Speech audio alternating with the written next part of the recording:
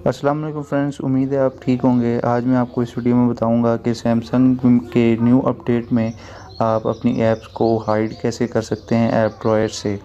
तो सबसे पहले जैसे कि ये एम एक्स प्लेयर प्रो है मेरे पास, मैं इसे हाइड करना चाहता हूं। तो मैं आपको बताता हूं इसे कैसे करना है। आपने जस्ट ऐप ड्रॉयर ओपन करना है, ऊपर ये जो 3 डॉट बने हुए हैं इस पर क्लिक करना है और सेटिंग्स में आ जाना है। सेटिंग्स में आने के बाद ये लिखा हुआ है हाइड ऐप्स में जाके आपने जौन सी भी ऐप को हाइड करना है उस पर क्लिक करें और अप्लाई कर दें।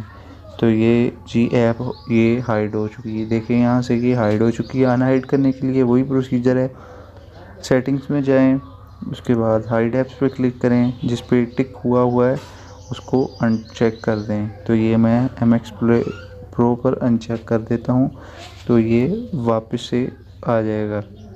तो ये देखिए यहाँ पे एम एक्स प्लेयर प्रो आ चुका है वापस। उम्मीद है आपको वीडियो पसंद आई है। अगर वीडियो पसंद आई है तो ज़रूर सब्सक्राइब करें मेरे चैनल को।